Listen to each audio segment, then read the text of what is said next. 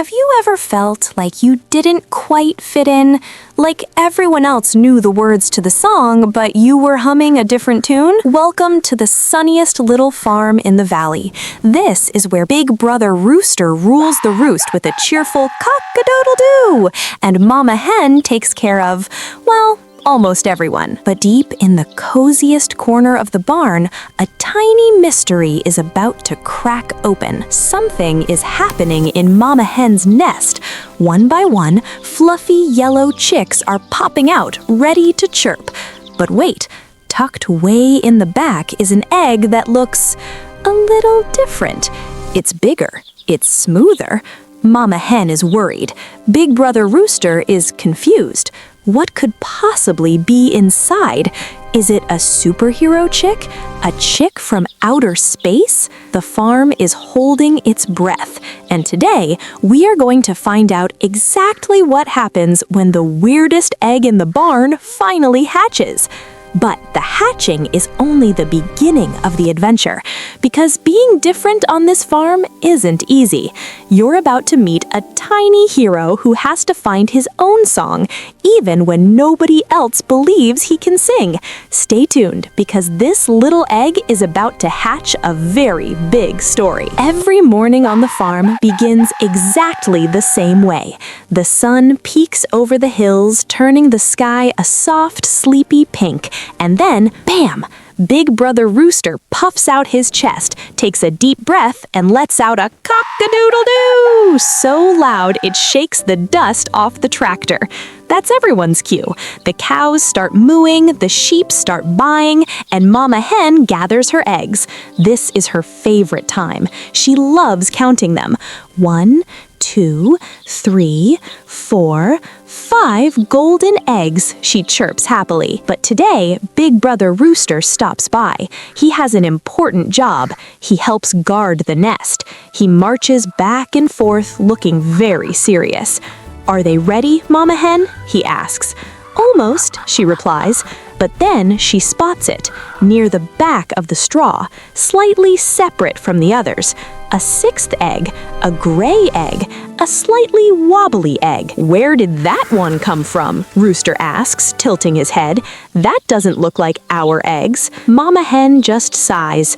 "I don't know, Brother Rooster. But an egg is an egg, and a mom is a mom," and she gently settles back down, making sure the strange, wobbly gray egg stays warm. Days turn into weeks, and the barn gets very warm. Finally, it's the big moment. A tiny crack sounds from the nest. Mama Hen gasps. The first yellow egg splits open. Out tumbles a tiny, fluffy yellow chick. It opens its beak and lets out a perfect tiny peep. Then another crack, another yellow chick. Peep! Soon, 5 fluffy yellow chicks are wobbling around Mama Hen's feet. Big Brother Rooster beams with pride. Excellent! A fine, cheerful flock. But the barn grows quiet again. All eyes turn to the large gray egg. It's not cracking, it's shaking. It wobbly-wobblies to the left. It wobbly-wobblies to the right. Crunch! A big crack appears, then another, and finally, pop! Something falls out, but it isn't yellow and it isn't fluffy. It's a little gray bird. It has big, clumsy feet and a long neck. Its beak seems a bit too large for its face, and instead of a cheerful peep, it lets out a loud, funny quack. Mama Hen blinks. The yellow chicks chirp in confusion. Big Brother Rooster looks absolutely stunned. "A quack?" says Rooster. "Chicks do not quack." "I think," Mama Hen whispers, "I think this is a duckling." The little gray duckling just smiles. He doesn't know he's different. He just looks around the barn with wide, happy eyes, ready for adventure. Being the only duckling in a barn full of chicks isn't easy. While the yellow chicks are busy learning how to peck for corn and scratch in the dirt, the little duckling just wants to find water.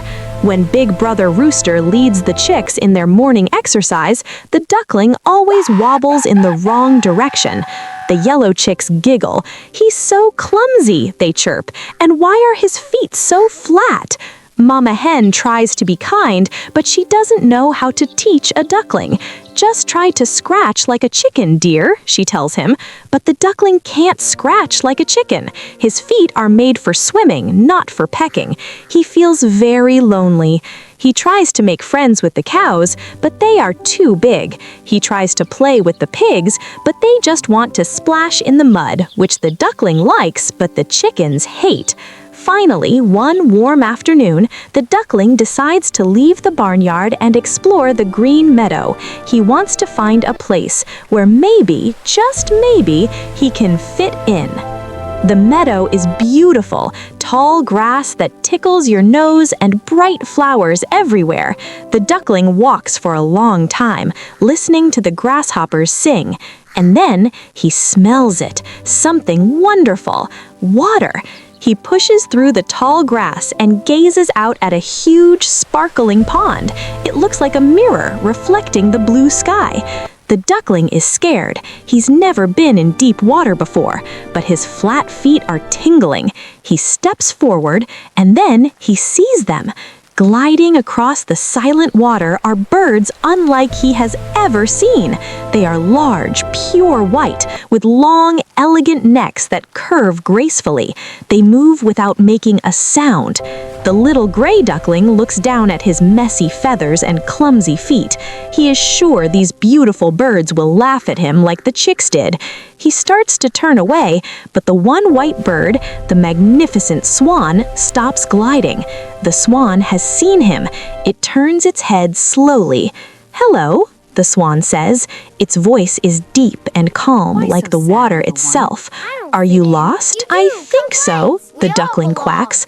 "I'm not like the chickens. I'm clumsy and my feet are flat." The swan doesn't laugh. It gently floats closer to the shore. "Come into the water, little one," it says. "Try." The duckling hesitates, then takes a big breath. He steps off the mud, and suddenly everything changes. He's not clumsy. His big feet are like paddles. His body floats perfectly. He moves across the water faster than any chicken could ever run. He spins in a circle, laughing a happy quack. The swan watches him. "You see?" the swan says kindly. "You were never a chicken. You were never meant to fit in the barnyard." The swan guides him to the center of the pond. "And look," the swan whispers, "you are growing your own white feathers now. You are one of us." The little gray duckling looks into the clear water. He sees his reflection. The messy gray feathers are mostly gone. Underneath, beautiful white feathers are starting to appear. He is not just a duckling, he is a young swan.